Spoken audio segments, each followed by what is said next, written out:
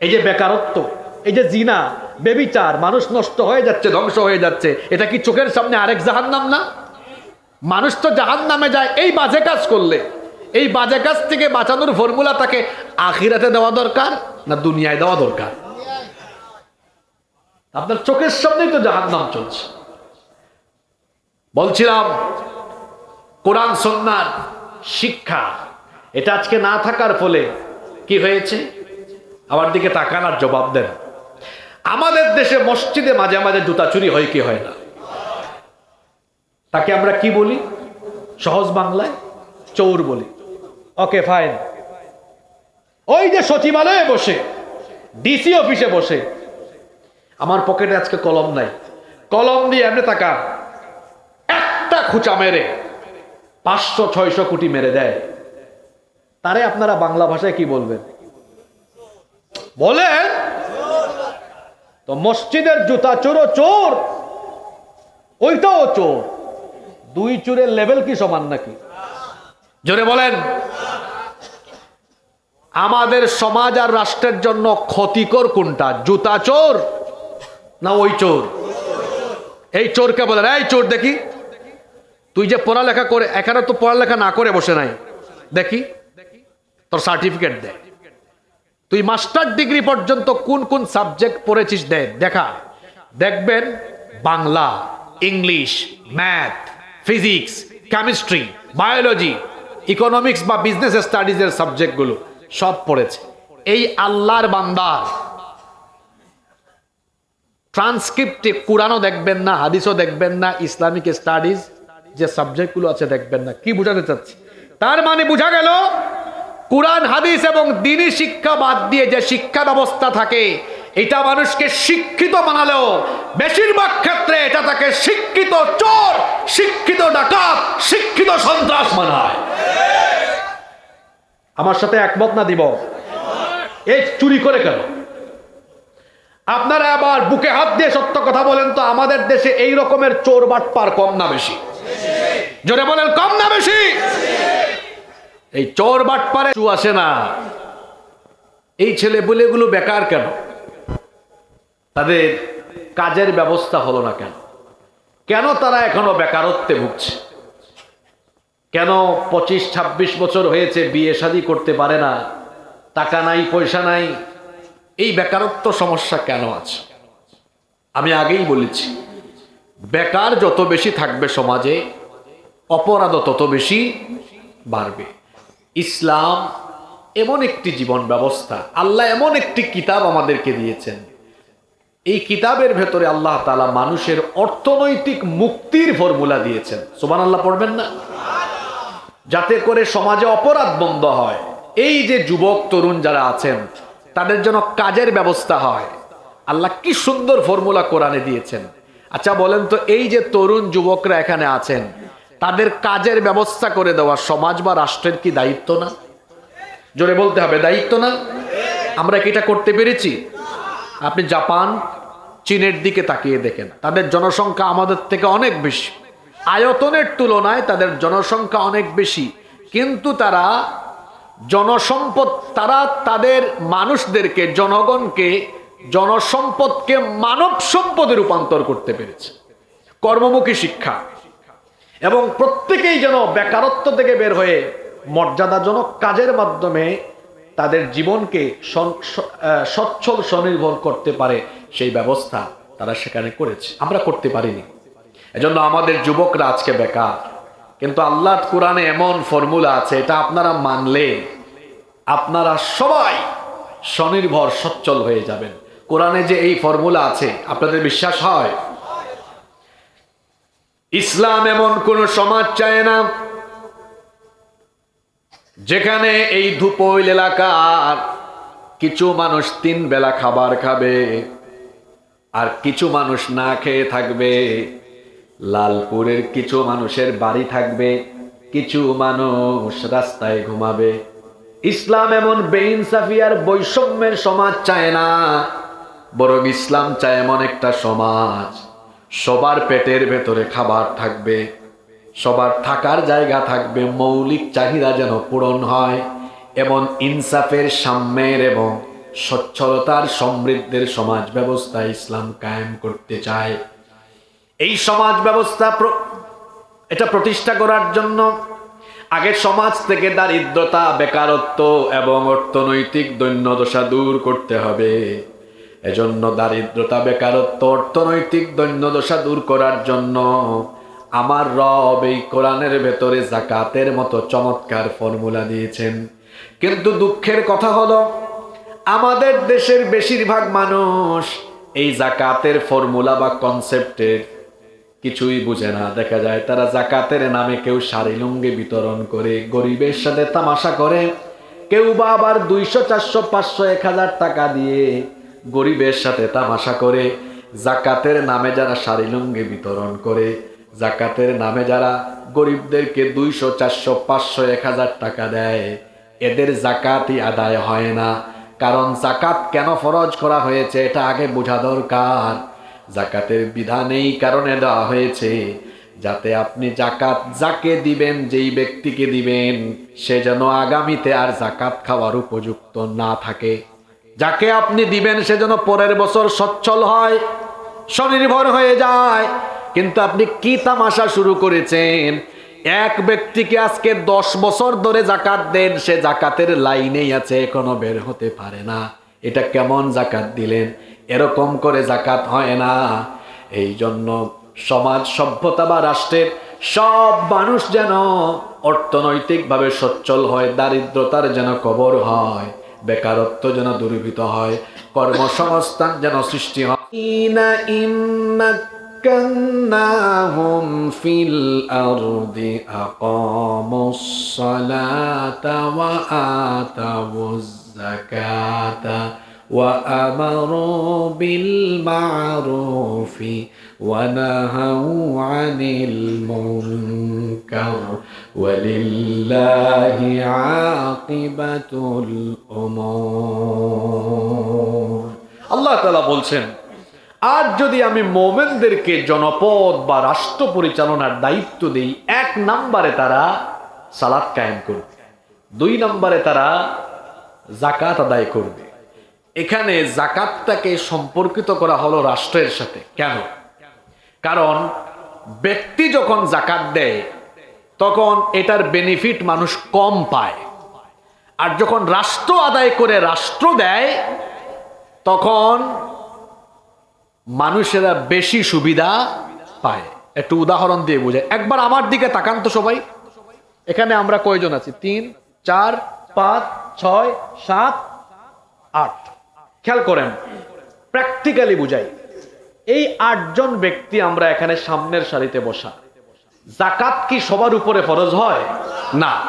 যার কাছে নিসাব পরিমাণ মাল আছে তাদের উপরই যাকাত ফরজ হয়। এই 8 জন, পিছনে আছেন আরো 4-5 জন, মনে করেন এখানে আছেন টোটাল 13 জন। 8, 5, 13। এই 13 জনের মধ্যে 8 জনের উপরে যাকাত ফরজ। আমরা এই 8 জনের যাকাতের টাকাটা এখানে রাখলাম, এই যে তাকান, এই টেবিলের উপরে। যুবক ভাইরা অমনোযোগী হইয়েন না, বলছি না এমন কথা শুনবেন যে আগে শুনেন না। এই 8 জনের যাকাতের টাকা এখানে রেখে দেখলাম টোটাল এর পরিমাণ হয়েছে মাত্র 2 লক্ষ টাকা। জুড়ে বলেন তো কত লক্ষ? এই 2 লক্ষ টাকা আমরা এখন কি করলাম? এই ধুপইল গ্রাম থেকে 400 জন গরিব মানুষকে ডেকে এনে প্রত্যেককে 500, 500, 500, 500 করে দিলাম। সর্বমোট 500 জন মানুষ, 400 জন মানুষকে আমরা 500 করে দিলাম। তাহলে 2 লক্ষ টাকা। আপনারা আমাকে বলেন, এই যে 2 লক্ষ মানুষকে আমরা, এই 2 লক্ষ টাকা আমরা যে 400 জন মানুষকে 500, 500 করে দিলাম, তাই বলে কি 400 জন মানুষ ধনী হয়ে গেল? ওই এক বেলা খেতে পারবে, পরের বেলা আবার গরিবই থাকবে। কিন্তু আমরা যদি একটা কাজ করি, এই পাশের গ্রামে বা এই এলাকায় কিছুদিন আগে একজন নারী, আমাদের একজন বোনের স্বামী মারা গিয়েছেন। ওনার 2-3টা বাচ্চা আছে, পরিবার চলে না। ডেকে এনে বললাম, বোন আপনার তো পরিবারটা চলে না, ধরেন আপনাকে একটা সেলাই মেশিন কিনে দিলাম, কাজ করে খান। এই মহিলার পরিবার চলার মতো ব্যবস্থা হবে কি হবে না?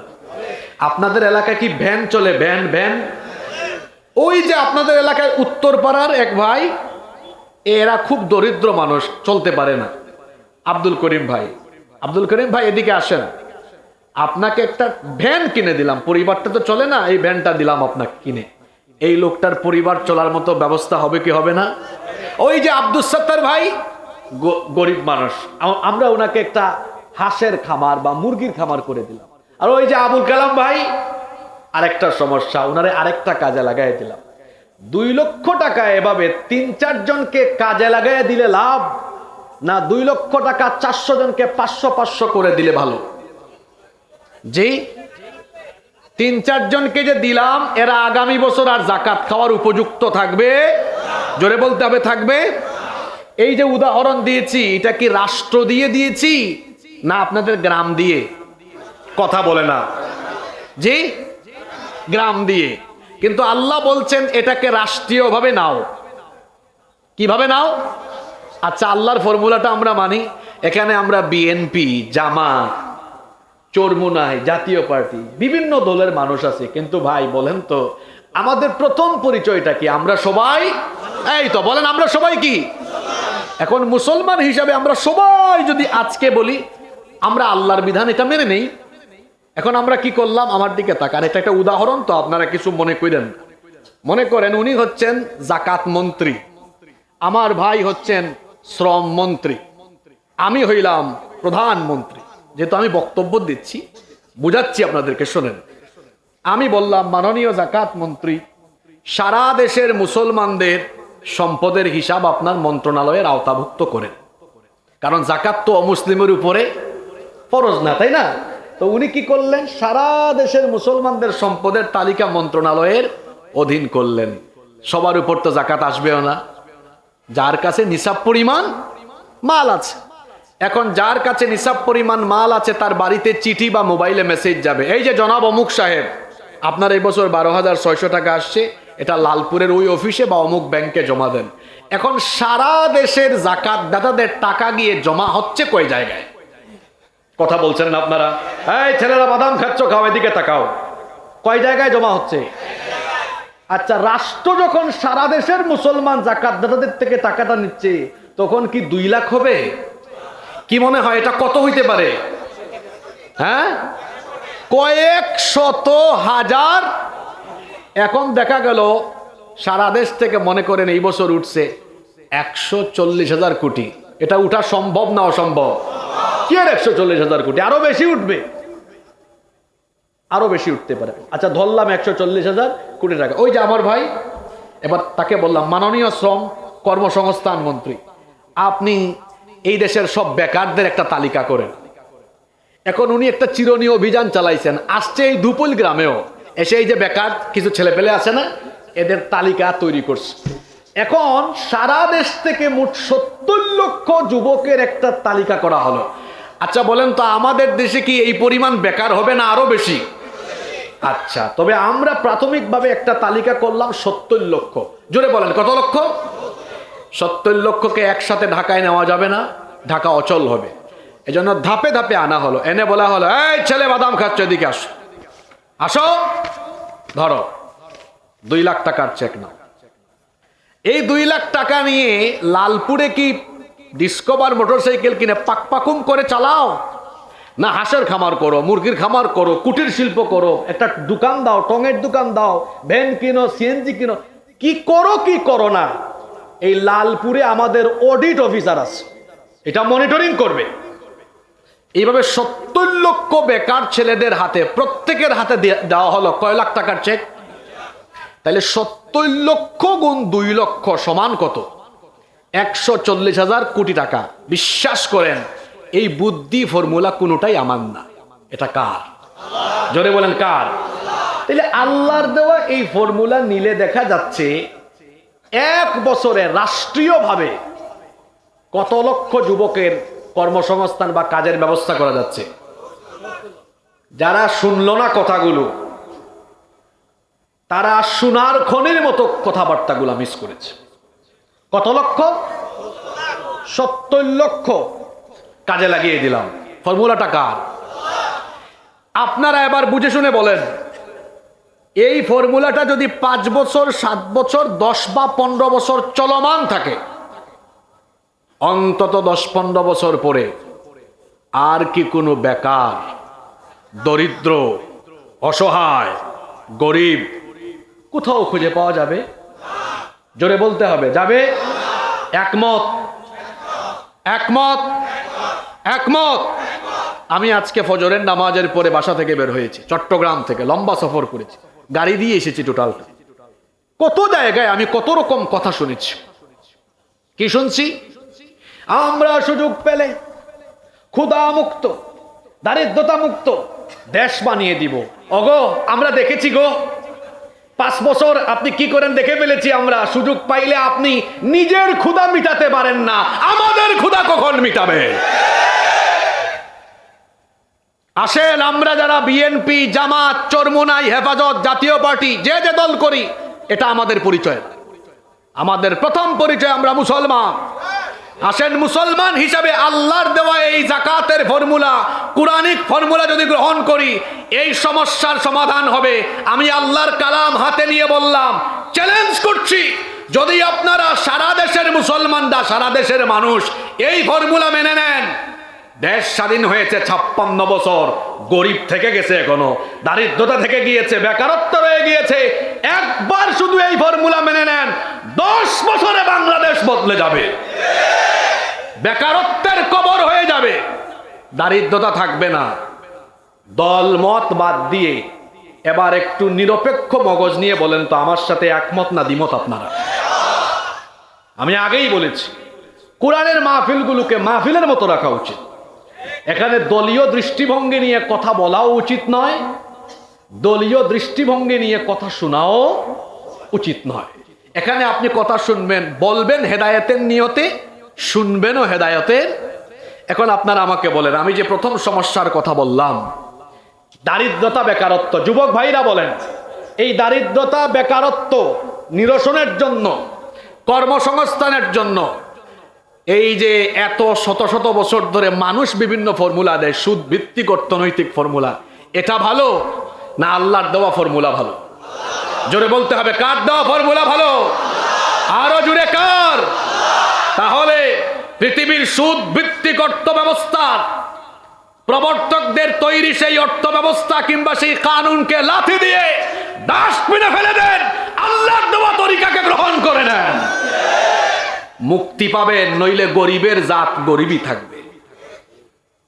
এখন আসেন, কোরআন থেকে তো আয়াত বললাম, বাস্তব উদাহরণও দিলাম, এবার একটু আরেকটু বলি যে পৃথিবীতে এই জামানা এরকম যাকাত রাষ্ট্র আদায় করে রাষ্ট্র দিলে এরকম সুফল পাওয়া যায়, এই রকম কি পৃথিবীতে কখনো এই চিত্র দেখা দিয়েছিল? যারা বলছে না, তাদের পড়ালেখার অভাব আছে, এদের পড়ালেখা করতে হবে। এখানে আলেমরা বসে আছেন, আলেমদেরকে জিজ্ঞেস করেন, এই সিস্টেমটা রাসূল চালু করে গেলেন, খোলাফায়ে রাশেদার আমল গেল, একজন খলিফার নাম বলছি ওমর ইবনে আব্দুল আজিজ রহমতুল্লাহি আলাইহির জামানায় এসে দেখা গেল, রসুলের জামানা থেকে শুরু হলো, আর উনার জামানায় এসে দেখা গেল মানুষ যাকাতের টাকা নিয়ে রাস্তায় রাস্তায় ঘুরে, যাকাত খাওয়ার কোনো মানুষই পাওয়া। এজন্য বলছে, যারা না বলছে পড়ালেখার অভাব আছে, একটু পড়ালেখা করবেন। এখন আপনারা বলবেন, আরেক প্রশ্ন মাথায় আসছে, আমি জানি যে কেউ যদি 15-20 বছর পরে যাকাত খাওয়ার না থাকে, তা আমরা দিব কাকে? টেনশন করেন না, এখানে 8টা খাত দেওয়া হয়েছে। কয়টা খাত? কোরআনে যাকাতের কয়টা খাত? প্রয়োজনে বিদেশ পাঠাবো, যেখানে গরিব আছে, অথবা আরো আছে না, ইন্নামাস সাদাকাতু ওয়াল ফুকা, ইন্নামাস সাদাকাতু লিল ফুকারাই ওয়াল মাসাকিনি ওয়াল আমিলিনা আলাইহা ওয়াল মুআল্লাফাতি কুলুব ওয়া ফির রিকাব ওয়াল গারিমিনা, আছে না, ইলা আখির 8টা খাত। যে কোনো খাতে আমরা দিব, কোনো অসুবিধা নাই। কিন্তু এই ফর্মুলা মানলে বেকারত্ব আর থাকবে? এত বেকার কেন আমার দেশে? বেকারত্ব দূর করতে পারেন না, এই ফর্মুলা নেন, দূর হয়ে যাবে ইনশাআল্লাহ। নাম্বার 2 নাম্বার কি বলেছিলাম? আমাদের যুব সমাজ এখন মোবাইল আর তথ্য প্রযুক্তির ফিতনায় আক্রান্ত। আপনারা মিলিয়ে দেখবেন, যারা স্কুলে পড়ে, কলেজে পড়ে, ইউনিভার্সিটিতে পড়ে, এমনকি গ্রামে গঞ্জে যে সকল কিশোর তরুণ যুবক আছে, বেশিরভাগকেই দেখবেন মোবাইলের অপব্যবহারে আক্রান্ত, তথ্য প্রযুক্তির অপব্যবহার করছে। ছোট ছোট ছেলে মেয়েরা স্কুলে পড়ে, কলেজে পড়ে, কি আশ্চর্য অবস্থায় এদের টিকটক অ্যাকাউন্ট আছে। এরা দেখা যায় অনলাইন বিভিন্ন গেমসে এমন মাত্রায় আসক্ত, এখানে বহু প্যারেন্টস, বহু বাবা মা আছেন, তারা এটা জানেন তাদের সন্তানরা কি পরিমাণ মোবাইল গেমসে আক্রান্ত।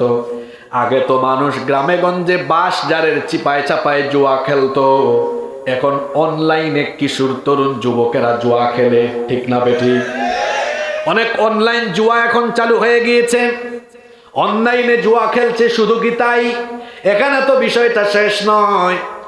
এই যুবক তরুণ কিশোর ছেলেরা মোবাইলে এত মাত্রায় আক্রান্ত হয়েছে, আসক্ত হয়েছে, রাত ৩টা ৪টা পর্যন্ত মোবাইলেই পড়ে থাকে। আমার সাথে আপনারা একমত না দ্বিমত? এই যে দেখেন আমার ডানে বামে কিছু চাচারা এখানে বসে আছেন, চেহারাগুলো দেখেন, ৭০-৮০ বছর হয়েছে, চেহারা কত নাদুস নুদুস এখনো। কারণ তারা যখন আমাদের বয়সে ছিলেন, তাদের জামানায় মোবাইল ছিল না, ওয়াইফাই ছিল না, ইন্টারনেট ছিল না, টেলিভিশন ছিল না।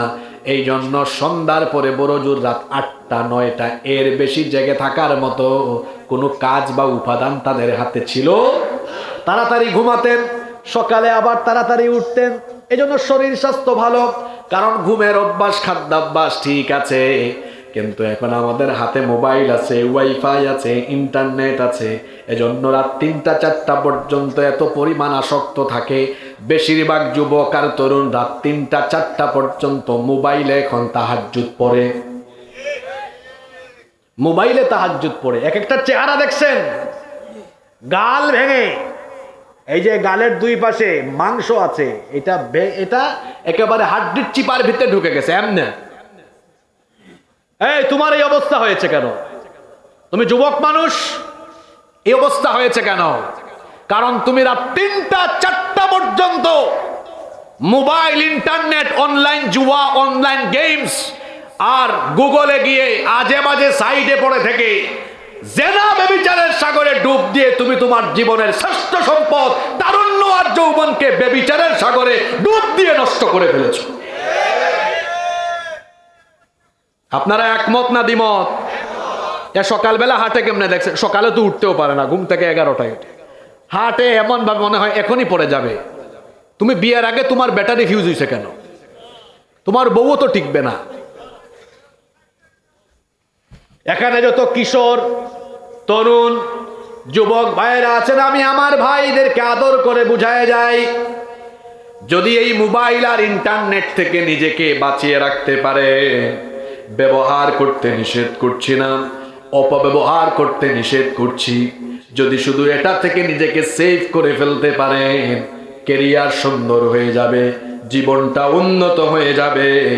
আর আপনি কি ভাবছেন রাতের বেলা যে আপনি ঘরের লাইট বন্ধ করে দরজা লাগিয়ে আজে বাজে ভিডিও দেখেন, আপনি যে গার্লফ্রেন্ডের সাথে কথা বলেন, আপনি ভাবছেন কেউ শুনে না, আব্বু আম্মু ঘুমায়, কেউ দেখেও না, কেমন করে এটা ভাবলেন?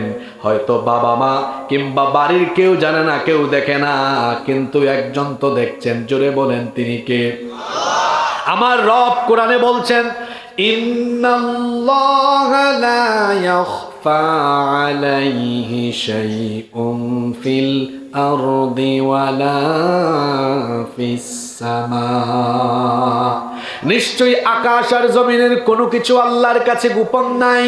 আল্লাহ অন্য আয়াতে বলছেন, আওয়ালা ইয়ালামুনা আন্নাল্লাহা ইয়ালামু মা ইউসিররুনা ওয়া মা ইউলিনুন। তারা কি জানে না গোপন আর প্রকাশ্য সব যিনি জানেন? গলার আওয়াজ বড় করে সবাই বলেন তিনি কে? ও আমার কিশোর তরুণ যুবক ছাত্র ভাইয়েরা, এই বেবিচারের সাগর থেকে নিজেকে বাঁচান, মোবাইল আর ইন্টারনেটের অপব্যবহার থেকে নিজেকে হেফাজত করেন, চোখের হেফাজত করেন। এই যে আপনি আপনার চক্ষুটাকে মোবাইলের স্ক্রিনের দিকে দিয়ে আজে বাজে ভিডিও দেখছেন, কিয়ামতের দিন আপনার চক্ষু সবকিছু বলে দিবে যার কাছে। জুড়ে বলেন তিনি কে? কান দিয়ে যে বাজে কথা শোনেন, কান সেদিন আল্লাহর দরবারে ফাঁস করে দিবে। বানিয়ে বলছি না, শোনেন, আল্লাহ তার কালামের মধ্যে বলছেন, ইন্নাস সামআ ওয়াল বাসারা ওয়াল ফুআদা কুল্লু উলাইকা কানা আনহু মাসউলা। নিশ্চয়ই মানুষের কান, চক্ষু আর অন্তর জিজ্ঞাসিত হবে কার কাছে? জোরে বলেন, কার কাছে? এজন্য খবরদার চক্ষু দিয়ে বাজে জিনিস দেখবেন না। মানুষ কালো চশমার আড়ালে কি করে কেউ না জানলেও যিনি জানেন, যিনি দেখেন, জোরে বলেন তিনি কে? এজন্য আল্লাহ বলছেন ইয়ালামু খাইনাতাল আয়ুনি ওয়া মা তুখফিস সুদূর। চোখের খেয়ানতের খবরও তিনি জানেন। আমার আল্লাহর কাছে কোনো বিষয় গোপন নাই, সব কিছু তার কুদরতি চোখের সামনে, তিনি সবকিছুই দেখেন। আমাদের যুবক তরুণ ছাত্র ভাইদেরকে বলবো, এই মোবাইল আর ইন্টারনেটের অপব্যবহার বন্ধ করে দেন। যদি মোবাইল আর ইন্টারনেটের অপব্যবহার বন্ধ করতে পারেন, যারা ছাত্র আছেন আমি বলে গেলাম, আপনার কেরিয়ার সুন্দর হবে। অনেক ছেলেরা পরীক্ষায় বাজে রেজাল্ট করে এসএসসিতে ফেল মারে, এইচএসসিতে এ প্লাস পাওয়ার কথা ভালো ছাত্র, শুধু মোবাইলের আসক্তিতে রেজাল্ট নষ্ট হয়ে গিয়েছে। বলেন তো এমন দৃষ্টান্ত আমাদের সমাজে কম বেশ আছে না নাই? আছে, এরকম বহু আছে। এখন আমি তরুণ কিশোর ছাত্র যুবকদেরকে বলি, এই যে প্রযুক্তির ডিপার্টমেন্টটা পৃথিবীতে যারা বেশিরভাগ ক্ষেত্রে নিয়ন্ত্রণ করছে তারা ইহুদি। কারা? আপনারা জানেন পৃথিবীর জনসংখ্যার মোট 1% ইহুদি নয়, আরো কম। কিন্তু গোটা পৃথিবী নিয়ন্ত্রণ করে কারা? কথা বলছেন না তো আপনারা? ইহুদিরা। কেন? কিসের গুণে? জ্ঞানগত যোগ্যতার বলে। একজন ইহুদি নারী যখন প্রেগনেন্ট হয় তখন সে অতিমাত্রায় পড়ালেখা করে। কেন? কারণ তারা জানে মা পেটের ভেতরে সন্তানকে নিয়ে যত বেশি পড়ালেখা করবে, সন্তানও পড়ালেখার প্রতি উদ্বুদ্ধ হবে। আশ্চর্য কথা কি জানেন? এই ফর্মুলাটা কোরআনের। ফর্মুলাটা কিসের? এখন তো আল্ট্রাস্নো বের হয়েছে, আরো অনেক অত্যাধুনিক যন্ত্রপাতি বের হয়েছে। আজকের চিকিৎসা বিজ্ঞান বলে একজন মা যখন সন্তান পেটে ধারণ করেন, সন্তান পৃথিবীতে আসার 16 সপ্তাহ মানে 4 মাস, a child gets hearing before 16 weeks of birth। সন্তান মার পেটের ভেতর থেকে বের হয়ে দুনিয়াতে আসার 4 মাস আগে থেকেই শুনতে পায়। সুবহানাল্লাহ কইতে ইচ্ছে করলো না? এটা তো চিকিৎসা বিজ্ঞান কিছুদিন আগে বলেছে। আল্লাহ তাআলা এই কোরআনে যত জায়গায় দৃষ্টিশক্তির কথা, শ্রবণ শক্তির কথা বলেছেন, বাসরের কথা পড়ে বলেছেন, সামউনের কথা আগে বলেছেন। কত আয়াত আছে, ওয়াজআলা লাকুমুস সামআ ওয়াল আবসারা ওয়াল আফইদা শাহিদা আলাইহিম সামউহুম ওয়া আবসারুহুম ওয়া জুলুদুহুম ইলা আখিরিল আয়া। আধুনিক যুগের মুফাসসিরগণ এই আয়াতগুলোর সায়েন্টিফিক এক্সপ্লেনেশন করেছেন এইভাবে, যেহেতু আল্লাহ কোরআনের সব জায়গায় দৃষ্টিশক্তির কথা বলেছেন পড়ে, শ্রবণ শক্তির কথা বলেছেন আগে, তার মানে মানুষ দেখে পড়ে শুনে আগে। আপনাদের কি মনোযোগে সমস্যা হচ্ছে? তো জবাব দিবেন। তাহলে কোরআন আর বিজ্ঞান একমত, সন্তান জন্মের কয় মাস আগে শোনে? জোরে বলেন। কোথায় থাকতে? তাহলে যে মহিলা পেটে সন্তান নিয়ে সারাদিন ঝাঁকানাকা গান শুনে, ভারতীয় সিরিয়াল দেখে, আল্লাহর কসম এই মহিলার পেট থেকে যে সন্তান বের হবে এইটাও ঝাঁকানাকা মার্কা সন্তান হবে।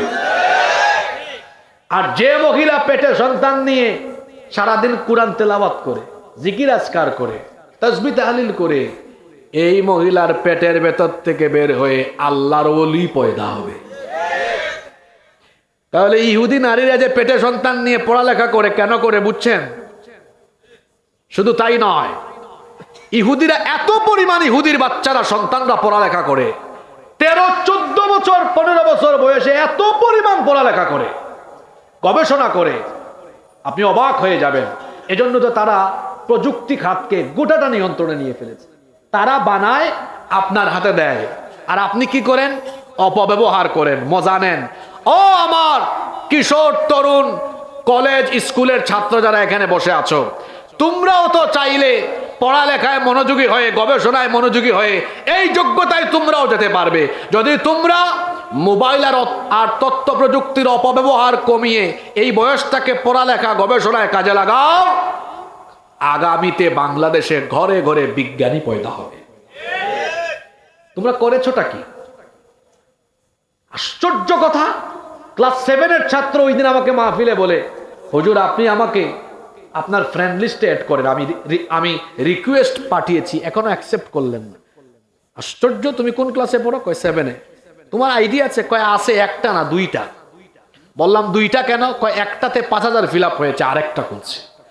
বললাম তুমি যে জিনিস, দুইটা চালাও কেমনে? কয় সব পারি। চেহারা ছিল তো ভালো না। কি আশ্চর্য অবস্থা! ছোট ছোট ছেলে মেয়েরা টিকটক করে, 5-6-এ পড়ে। বলেন তো আছে না নাই? কেন আজ এরা নষ্ট হয়ে যাচ্ছে? এখানে আপনারা শোনেন, গ্রামগঞ্জের অনেক চাচারা বাবারা জানেন না তাদের সন্তানরা কি করে। আপনারা না জানলে কি হবে? হেরা পাক না। এদের বেশিরভাগই এখন অনলাইন জুয়ায় আসক্ত হয়েছে। বিভিন্ন অনলাইন গেমস এরা ডাউনলোড করে অথবা বিভিন্ন সাইটে গিয়ে এই অনলাইন গেমস ঘন্টার পর ঘন্টা খেলে সারা রাত ওই সাইটগুলোতে পড়ে থাকে। নষ্ট হয়ে যাচ্ছে আমাদের প্রজন্ম, আমাদের কিশোররা ধ্বংসের পথে চলে যাচ্ছে।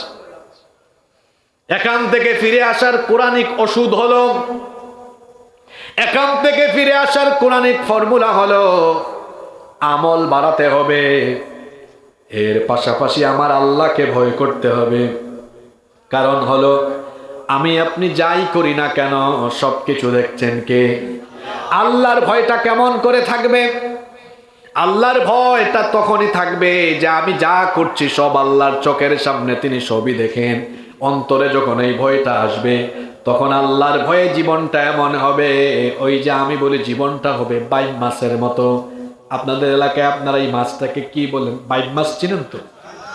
হ্যাঁ, বাইম মাছ থাকে কোথায় বলেন তো? জোরে বলেন।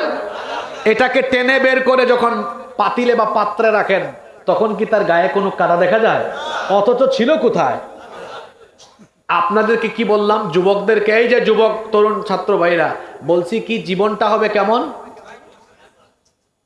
মানে হ্যাঁ, মানেটা কি কি বোঝাতে চাইলাম? বাইম মাছ কাদায় থেকেও তারে ধরে আনলে যেমন দেখা যায় পরিষ্কার, আমি আপনি আল্লাহকে ভয় করে এমন ভাবে চলবো আমরা যেখানে বাস করি সামনে পিছনে ডানে বামে গুনাহ কম না বেশি, চতুর্দিকে ফিতনা গুনাহ, বাইম মাছের মতো থাকা। এর অর্থ হলো এই চতুর্মুখী ফিতনায় আমি বসবাস করব এমন ভাবে, আল্লাহকে এমন ভাবে ভয় করে নেক পথে চলবো, ভালো পথে চলবো। যেদিন আমাকে মালাকুল মউত এসে নিয়ে যাবে আল্লাহর দরবারে, শরীর থেকে যেদিন রুহটা বার করবে, বের করে দেখবে হায় হায় হায় হায় হায়, এই ফিতনার সমাজে থাকার পরে লুকটা দেখি গুনাহ থেকে একদম পরিষ্কার। সুবহানাল্লাহ। এটা হবে কখন? আল্লাহকে ভয় করবেন যাদের হৃদয়ে আছে আল্লাহর ভয়, তারা কভু পথ ভুলে যায় না। আল্লাহর প্রেম ছাড়াই দুনিয়ায় কারো কাছে কোনো কিছু চায় না, কারো কাছে কোনো কিছু চায় না। ভেতরে থাকতে হবে কার ভয়? এরপরে আসুন তিন নাম্বার, যুবকেরা এখন অসৎ নেতৃত্বের জাতাকলে পিষ্ট। এখানে যত যুবক তরুণ এবং সবাইকে আমি বলছি ভালো করে শোনেন। আমরা তো কথায় কথায় এটা সবাই বলি, সৎ সঙ্গে স্বর্গবাস, অসৎ সঙ্গে। এক লোক আতরের দোকানে ঢুকেছিল, আতর কিনে নাই, কিন্তু 10 মিনিট আতরের দোকানে থাকলে গায়ে আতরের গন্ধ হবে কি হবে না? আরেক লোক বিড়ি খায় না, সিগারেট খায় না, ওই রাস্তায় এক বিড়ি ঘুর তারে জড়ায় ধরছে, সাথে কিসের গন্ধ? লোকটা তো বিড়ি খায় না, কিন্তু বিড়ি ঘুর তারে জড়ায়া ধরেছে। কি বোঝাতে চাইলাম? আতরের সাথে থাকলে যেমন আতরের গন্ধ, ভালো মানুষের সাথে থাকলে ঠিক তেমনি ভালো মানুষের প্রভাব আপনার উপরে এসে পড়বে। বিড়ির সাথে চললে যেমন বিড়ির গন্ধ, ঠিক তেমনি অসৎ চরিত্রের মানুষদের সাথে চলাফেরা করলে তাদের আজে বাজে কাজের প্রভাব এসে আপনার উপরে পড়বে। ঠিক না বেঠিক? আমি আমার যুবক তরুণ ছাত্র ভাই এবং চাচারা যারা আছেন সবাইকেই বলবো, আল্লাহর নবী বলেছেন মুমিন ছাড়া, নেককার মানুষ ছাড়া অন্য কেউ যেন তোমার বন্ধু না হয়। কারণ বন্ধুত্ব এমন এক জিনিস, কিংবা অসৎ নেতৃত্বের অনুসরণ এটা এমন এক জিনিস, এটা আপনাকে ধীরে ধীরে ধীরে ধীরে আপনাকে খারাপ পথে খারাপ দিকে প্রভাবিত করে ফেলতে পারে। আমার দেশের অনেক কিশোর তরুণ যুবক ছাত্ররা আবেগে গা ভাসিয়ে তারা তাদের যৌবন আর তারুণ্যের এই শক্তি বিভিন্ন ভাবে তারা নষ্ট করছে। বেশি না 500-1000 টাকা কিংবা অনেক সময় পদ পদবীর লোভে তারা দেখা যায় অনেকের সামনে পিছনে চামচামি করে করে যৌবনটা কাটিয়ে দিচ্ছে। লজ্জা করে না তোমার? ইউ হ্যাভ টু পার্সোনালিটি, তোমার ব্যক্তিত্ব থাকা দরকার। বি এ প্রেস্টিজিয়াস পারসন, ব্যক্তিত্ববান হও। কিসের টাকা পয়সা? আমাকে তো আব্বা ডাকলেও তার সামনে পিছনে চামচামি করাইতে পারবে না। তো তুমি যে সামনে পিছনে মোটরসাইকেল শুডাউন করো, চামচামি করো, তোমার লজ্জা করে না? এই বয়সটা তো চামচামির বয়স ছিল না। এই যে আমি কথা বলছি, ঘাম বেরোচ্ছে, আমার শরীরের ঘাম, আমাদের তারুণ্য, যৌবন, ঘাম, রক্ত, এটা কারো চামচামির জন্য দেওয়া হয় নাই, বরং এখানে যারাই বসে আছেন প্রত্যেকের ঘাম, রক্ত, জীবন, তারুণ্য দেওয়া হয়েছে আল্লাহর জমিনে আল্লাহর কোরআনের রাজ কায়েমের জন্য। এরপরেও আপনি বুঝেন না কথাগুলো? কোথায় যাচ্ছেন? কোন দিকে দৌড়াচ্ছেন? যুবকদেরকে অনুরোধ করছি, উল্টা পাল্টা জায়গায় দৌড়াদৌড়ি করো না। এই সময়টাকে, এই বয়সটাকে কাজে লাগাও। লেখাপড়ায়, পড়ালেখায়, জ্ঞান গবেষণায়, চরিত্র গঠনে মনোযোগী হয়ে যাও। যদি অসৎ নেতৃত্বের অনুসরণ করো, কিয়ামতের দিন এই যে 2টা হাত আমার দিকে তাকান, 2টা হাত কামড়ায়া কামড়ায়া আফসোস করা লাগবে। এটা আমার কথা নয়, রব্বুল আলামিন কোরআনে কারীমের 25 নম্বর সূরা সূরাতুল ফুরকানের 27 নম্বর আয়াত থেকে বলছেন, খেয়াল করে শুনেন, ওয়া ইয়াউমা ইয়া'আদ্দু-যযালিমু আলা ইয়াদাইহি ইয়াকুলু ইয়া লাইতানি তাখাযতু মা'আর রাসূলি সাবিলা। আল্লাহ তাআলা বলছেন, সেই দিন অপরাধী লোকেরা অসৎ নেতৃত্বের অনুসরণের কারণে 2টা হাত কামড়ায়া কামড়ায়া আফসোস করে বলবে, ইয়া লাইতানি ইত্তাখাযতু মা'আর রাসূলি সাবিলা। হায় আফসোস, আমি যদি রাসূলের পথ অনুসরণ করতাম, আমি যদি রাসূলের আদর্শের পথে, নববী তরিকায়, নববী আদর্শে চলতাম, তাহলে আজ আমার এই পরিণতি হতো না। কথাটা তো এখানে শেষ না, এরপরে তারা আরো বলবে। আল্লাহ পরের আয়াতে বলছেন, এরা আফসোস করে এভাবে বলবে, ইয়া ওয়াইলাতা লাইতানি লাম আত্তাখিয ফুলানান খলিলা। হায় আফসোস, লাম আত্তাখিয ফুলানান খলিলা। অমুককে যদি আমি আমার নেতা না মানতাম, অমুকের কথা যদি না মানতাম, অমুকের সাথে যদি না চলতাম, আজ আমাকে এই জাহান্নামে এসে 2 হাত কামড়ায়া কামড়ায়া আফসোস করা লাগতো না। কথা কি ঢুকে? বোঝা যায়? এই পরিষ্কার কথা শোনার পরে, বুঝার পরেও যারা এই রকম কাজে লিপ্ত থাকবে, আমি মনে করব তার মাথায় শয়তান পেশাব করে দিয়েছে। এত সহজ কথা বুঝেন না কেন? সূরা নাম্বার, আয়াত নাম্বার সহ বলি, তাও আপনার বুঝ আসে না। অসৎ নেতৃত্ব মানে হলো যারা মানুষকে বিপদগামী করে, যারা মানুষকে ভুল পথে, যারা মানুষকে বিভ্রান্তির পথে, জাহান্নামের পথে ধাবিত করে, তাদের অনুসরণ যারা করবে, আল্লাহ বলছেন 2 হাত কামড়ায়া কামড়ায়া কিয়ামতের দিন আফসোস করতে থাকবে। এখানে শেষ নয়, কিয়ামতের দিন এই সকল ভণ্ড নেতা আর কর্মীদের যখন জাহান্নামে সাক্ষাৎ হবে, সাক্ষাৎ হওয়ার পরে কর্মীরা তাদের নেতাদেরকে আটকায়া তারা কি বলবে শুনেন।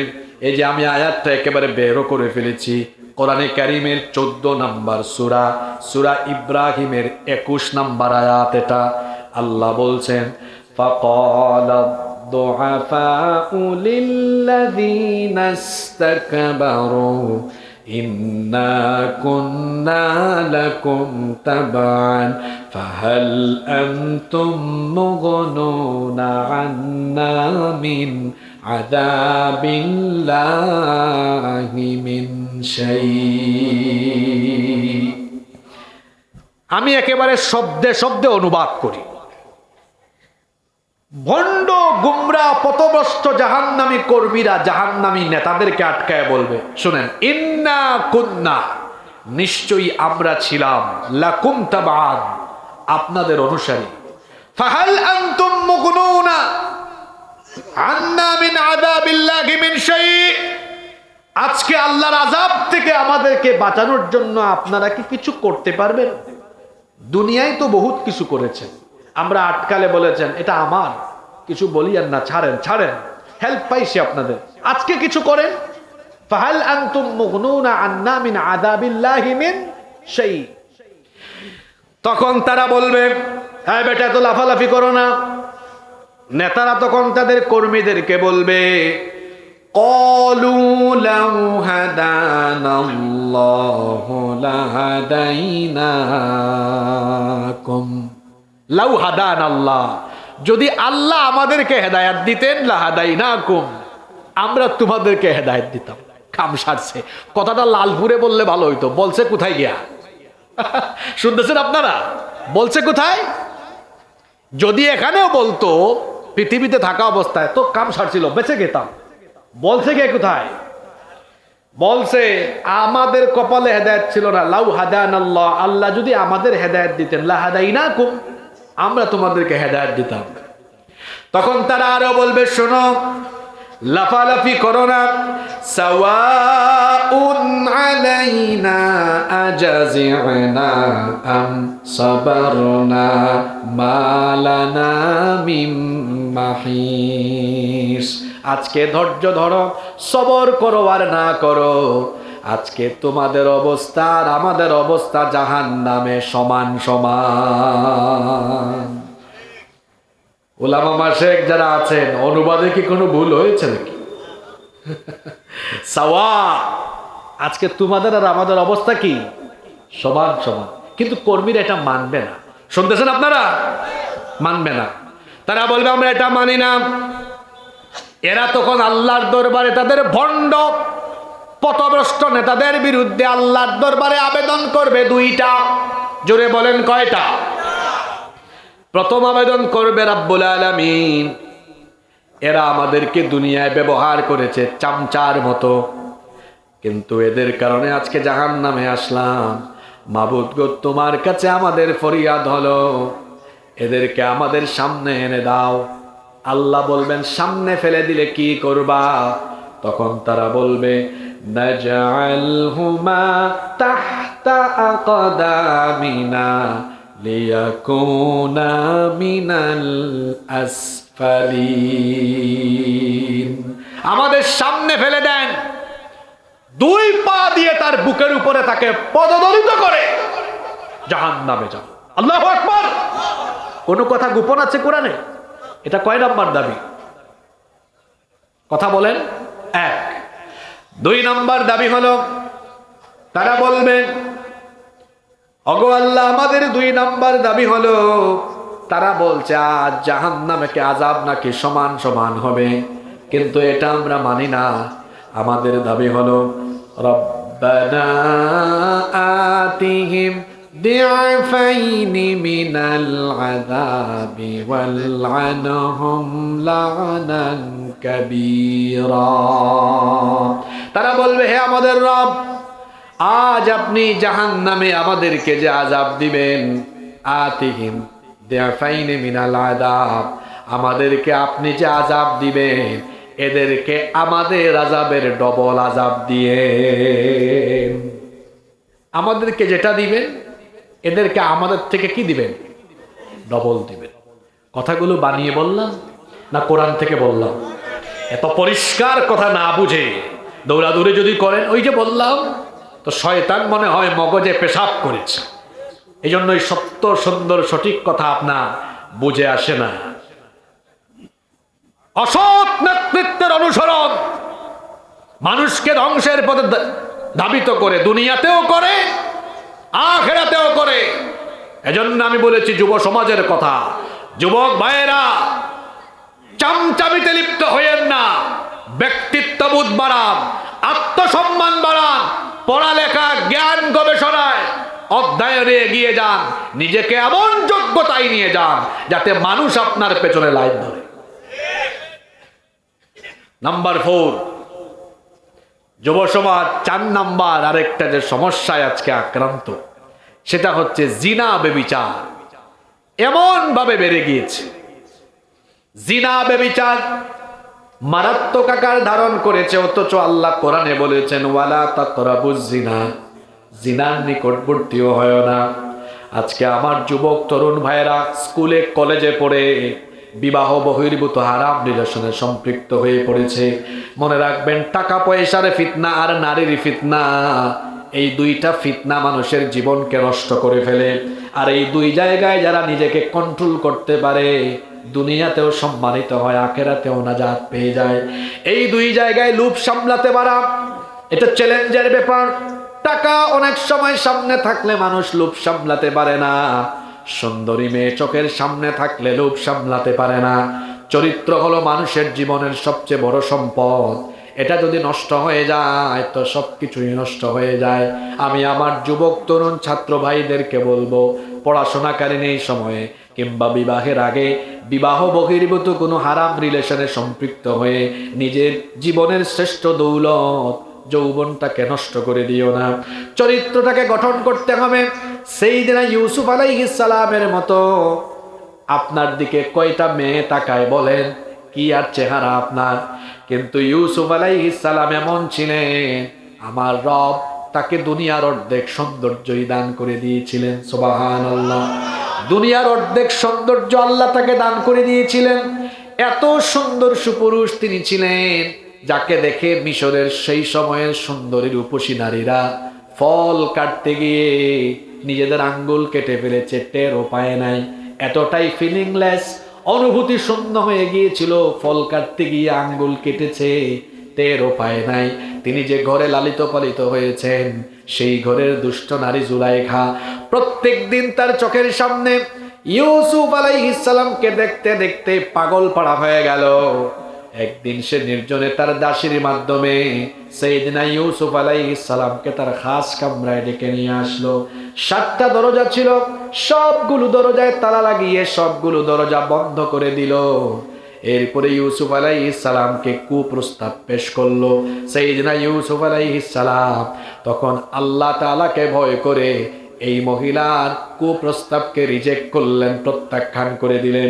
মহিলা তখন বলল, ইউসুফ, আমার প্রস্তাব প্রত্যাখ্যান করে আজ তুমি কোথাও যেতে পারবা না, কারণ সবগুলো দরজায় লক করে দেওয়া হয়েছে, চাবিও আমার কাছে, কোথায় যাবা? কিন্তু ইউসুফ আলাইহিস সালাম জানতেন সব কিছুরই কুদরতি চাবি একজনের কাছে আছে, তিনি কে? তিনি চাইলে সবই সম্ভব।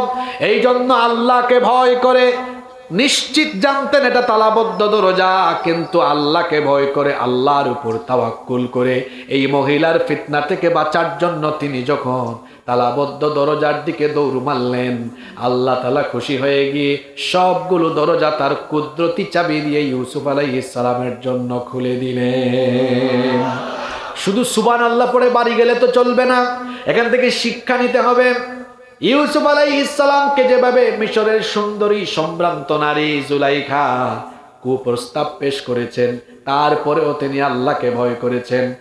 আর আপনাকে যদি কোনো মেয়ে আই লাভ ইউ একবার বলে তো মাথাটা আপনার খারাপ হয়ে যাবে। আর ওইদিকে জুলাইখা ইউসুফ আলাইহিস সালামকে ডেকে নিয়ে গিয়েছে, তিনি যান নাই, সেখান থেকে ফিরে এসেছেন। ও আমার যুবক ভাইরা, নিজের চরিত্রকে ঠিক এই রকম করে সাজান। স্কুলে পড়েন, কলেজে পড়েন, ইউনিভার্সিটিতে পড়েন, মেয়েদেরকে সম্মানের চোখে দেখেন। মেয়েদের দিকে তাকানোর সময় চরিত্রহীনদের মতো তাকাবেন না, শয়তানি দৃষ্টিতে, লোলুপ দৃষ্টিতে তাকাবেন না। কারণ আপনি যখন শয়তানি দৃষ্টিতে তাকান, চোখের জিনা হয়ে যায়। মনে রাখবেন, নারীরা হলো মায়ের জাতি, তাকানোর সময় আপনি তাদের দিকে তাকানোর সময় যদি ভুলবশত তাকানো হয়ে যায়, সম্মানের দৃষ্টিতে তাকাবেন। যদি আপনি ইচ্ছা করেই তাকান, ইচ্ছা করে যদি তাকান, যদি সেই নারী এমন হয় আপনার জন্য যিনি মাহরাম নন, এটা চোখের জিনা হয়ে যাবে।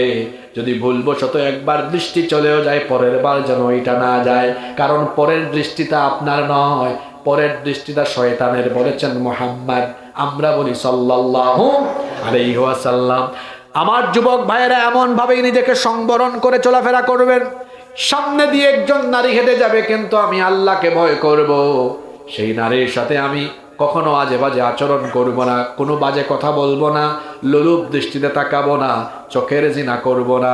এভাবে করে যদি বিবাহ বহির্ভূত হারাম সম্পর্ক থেকে নিজেকে বাঁচিয়ে জিনা ব্যভিচার থেকে নিজেকে বাঁচানো যায়, শুনেন আল্লাহর নবী কত বড় সুসংবাদ আপনাদেরকে দিয়েছেন। বুখারী শরীফে হাদিস এসেছে, আল্লাহর নবী বলেছেন, মাইয়াদমাল্লি মা বাইনা রাহিয়াইহি ওয়া রিজলাইহি আদমানু লাহুল জান্নাহ। আল্লাহর নবী বলেছেন, যে ব্যক্তি তার দুই চোয়ালের মধ্যবর্তী জায়গা অর্থাৎ জিহবা আর দুই উরুর মধ্যবর্তী জায়গা অর্থাৎ লজ্জাস্থান, এই দুটো জিনিসের জিম্মাদারি যারা গ্রহণ করবে, নবীজি বলেছেন কাল কিয়ামতের দিন আমি নবী নিজে তার জন্য জান্নাতের জিম্মাদার হয়ে যাব। সুতরাং যুবক ভাইয়েরা, আমরা কি চাই না যে নবী আমাদের জন্য জান্নাতের সুপারিশকারী হয়ে যান? এটা আমরা চাই কি চাই না? নিশ্চয়ই চাই। তাহলে বিবাহ বহির্ভূত হারাম সম্পর্ক ত্যাগ করেন, ব্লক লিস্টে ফেলে দেন। কোনো গার্লফ্রেন্ড বয়ফ্রেন্ড কোনো কিছুই বানানো যাবে না। জিনা ব্যভিচারকে হারাম করে দিয়েছেন কে? আজকে আমার সমাজে জিনা বেড়ে যাচ্ছে, জিনার উপাদানও বেড়ে যাচ্ছে। যুবক ভাইয়েরা শোনেন, একবার যদি এই ফিতনায় পড়েন, ক্যারিয়ারটা নষ্ট হয়ে যাবে। নিজের সুন্দর ক্যারিয়ারকে নষ্ট করবেন না। নিজের বাবা, নিজের পরিবারের লোকজন এত কষ্ট করে পরিশ্রম করে টাকা দেয় পড়ালেখা করার জন্য, এটাকে আপনি স্রোতের ঠেলায় গা ভাসিয়ে আবেগের ঠেলায় পড়ে বিবাহ বহির্ভূত হারাম রিলেশনে সম্পৃক্ত হয়ে নিজের সুন্দর ক্যারিয়ারটাকে নষ্ট করবেন না, বরং আল্লাহকে ভয় করুন। বিবাহ বহির্ভূত সকল হারাম সম্পর্ক ত্যাগ করুন। গোপনে গোপনে যে গুনাহগুলো করছেন সেটা তো আল্লাহ জানেন। আর এই গোপন গুনাহ কিয়ামতের দিন আপনার জন্য এমন একটা কঠিন বিপদ ডেকে আনবে। একটা হাদিস আমার মনে পড়ে গেল, আল্লাহর নবী বলেছেন, কিয়ামতের দিন কিছু মানুষ তিহামার শুভ্র পর্বতমালার সমপরিমাণ নেক নিয়ে, নেক আমল নিয়ে কিয়ামতের মাঠে দাঁড়াবে। তিহামার শুভ্র পর্বতমালার কথা নবীজি বলেছেন, বিশাল পাহাড়। আল্লাহর নবী বলেছেন, তিহামার শুভ্র পর্বতমালার সমপরিমাণ আমল নিয়ে কিয়ামতের মাঠে উঠবে, কিন্তু কিছুক্ষণের মধ্যেই তার সকল নেক আমল ধুলাবালিতে পরিণত হয়ে যাবে, আমল শূন্য হয়ে যাবে। আল্লাহর নবীকে সাহাবীরা প্রশ্ন করলেন, নবী গো, ওই ব্যক্তিটিকে, ওই দুর্ভাগা ব্যক্তিটিকে এত নেক আমল নিয়ে হাসরের মাঠে উঠার পরেও আমল শূন্য হয়ে যাবে কেন? কারণটা কি? আল্লাহর নবী বললেন, কারণটা হলো লোকটা জনসম্মুখে ভালো কথা ভালো কাজ করত, কিন্তু গোপনে গোপনে সে হারাম কাজ করত। হাদিসটা শুনেছেন খেয়াল করে? তাইলে এই গোপন গুনাহ কিয়ামতের দিন আপনার জন্য কি হতে পারে? আপনার আমল নামায় থাকা সব নেকগুলো কি হয়ে যাবে? ধুলাবালুতে পরিণত হয়ে যাবে। এজন্য যুবক, তরুণ, ছাত্র ভাইদেরকে বলছি আমি, আমার প্রিয় ভাইয়েরা, গোপন গুনাহ থেকে, এই হারাম রিলেশন থেকে, বিবাহ বহির্ভূত সকল হারাম সম্পর্ক থেকে নিজেকে বাঁচিয়ে রাখতে হবে। রাজি আছেন সবাই? রাজি আছেন সবাই?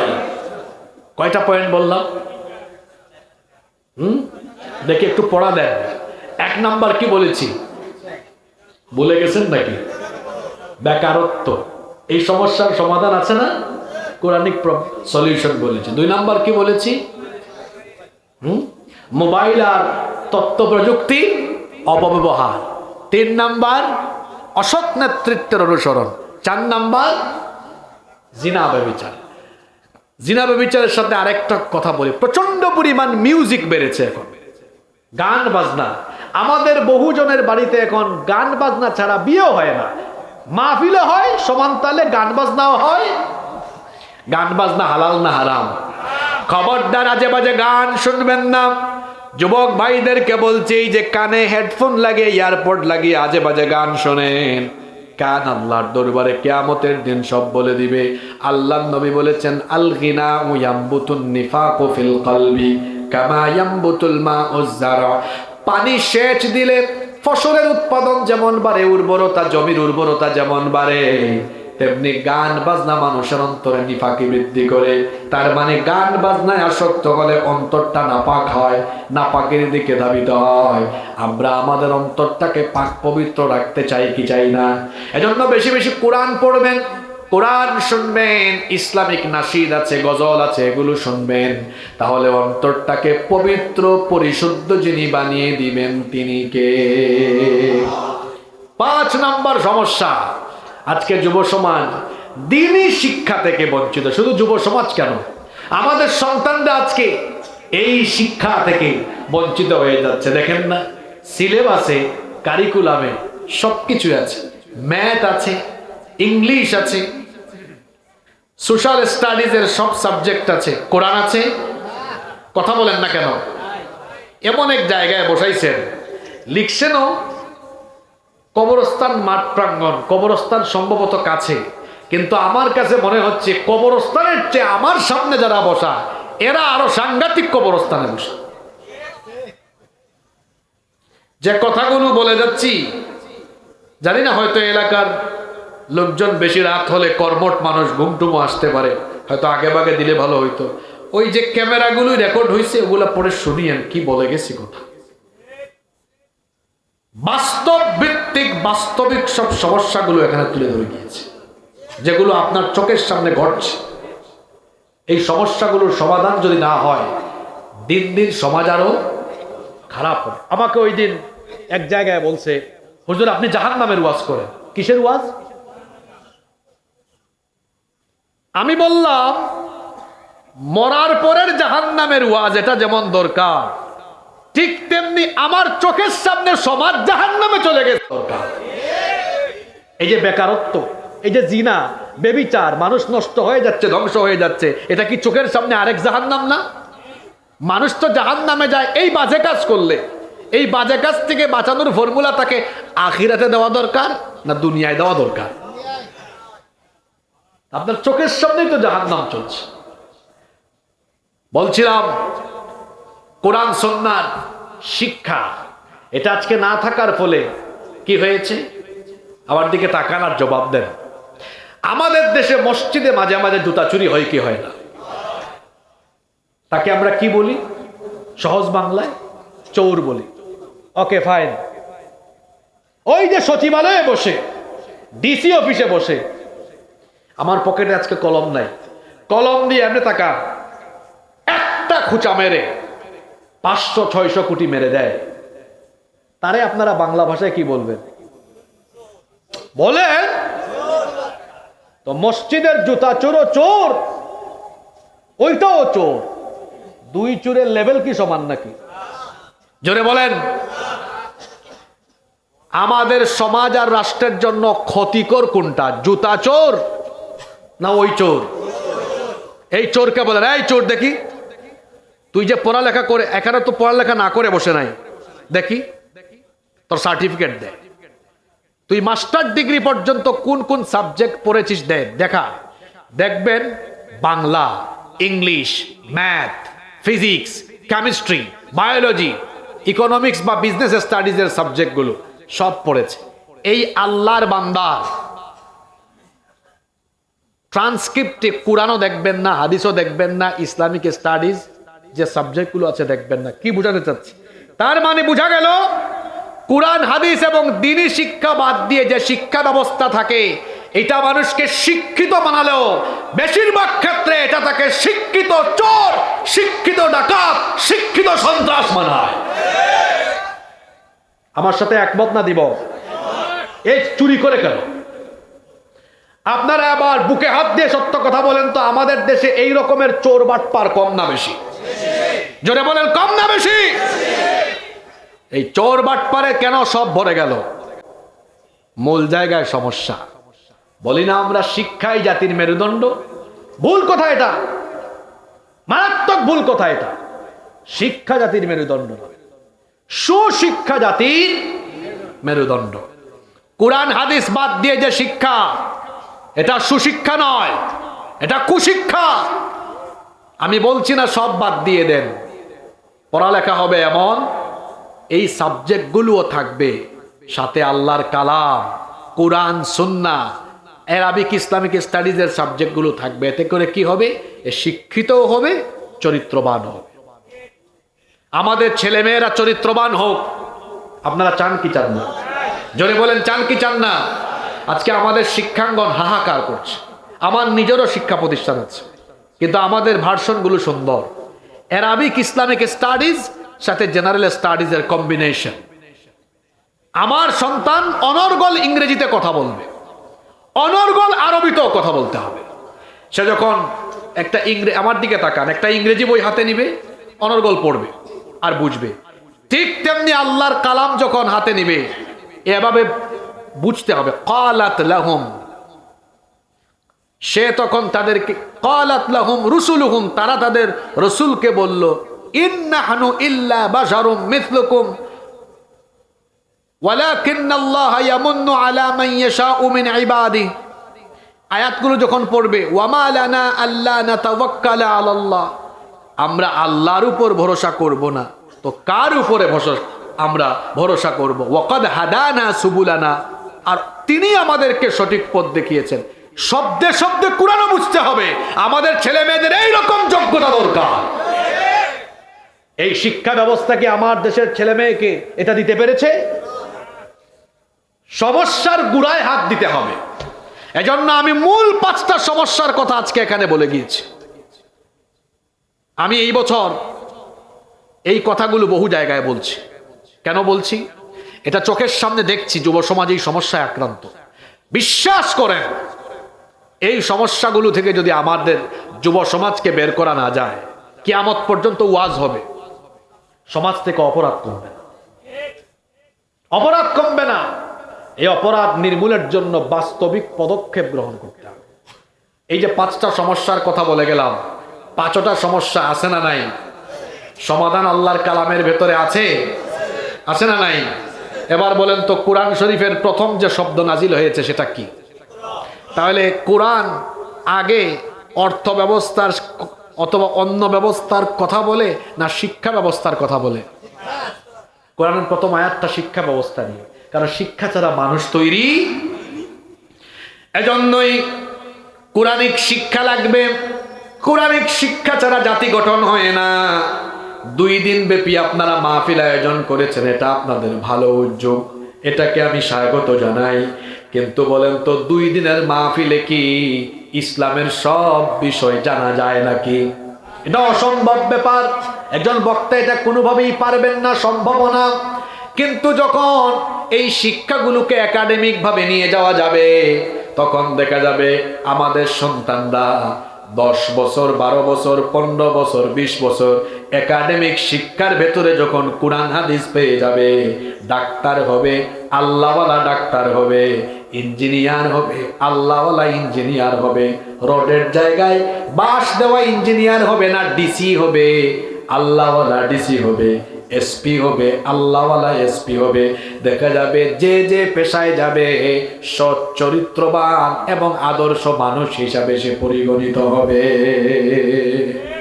কোরআনিক শিক্ষা ছাড়া এটা কোনোদিন সম্ভব।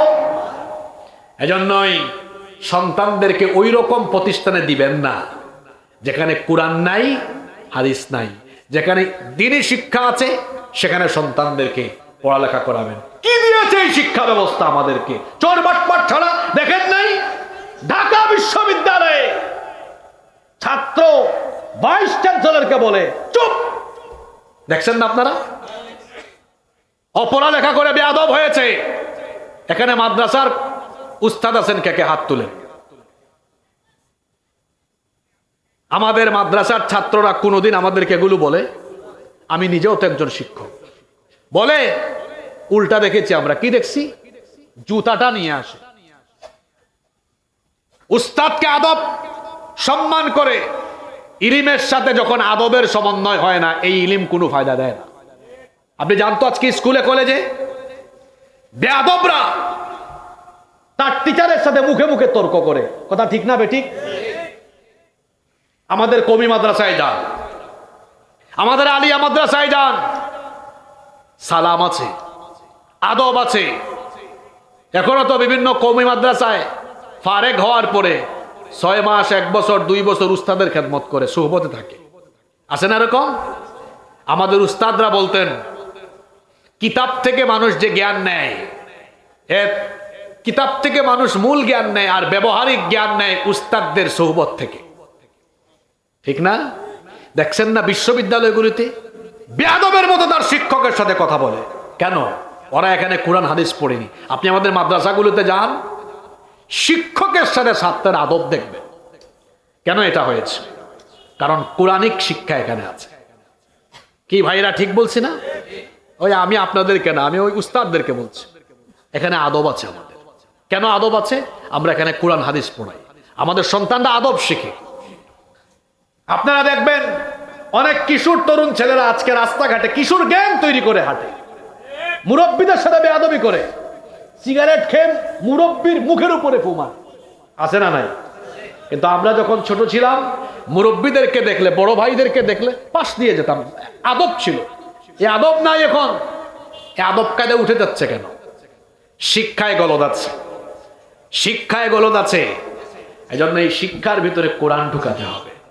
কোরআন না ঢুকলে এই শিক্ষা আমাদেরকে কিছু দিতে পারবে। আসুন, এজন্য শুধু মাহফিলে এসে আমরা কোরআন শুনলে হবে না, সবশেষে একটা সিলেবাস দিয়ে যাই।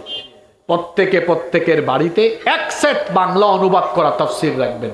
বাজারে পাওয়া যায় মারিফুল কোরআন, তাফসীর ইবনে কাসির, তাফসীর ফি জিলালিল কোরআন, তাফসীরে জালালাইন, তাফহিমুল কোরআন।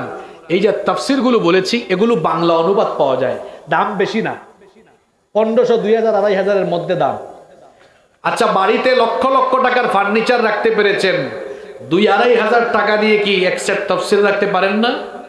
সকালবেলা ফজরের নামাজের পরে আমার দিকে তাকান, প্রতিদিন 5 আয়াত করে পড়েন। কয় আয়াত করে বলছি?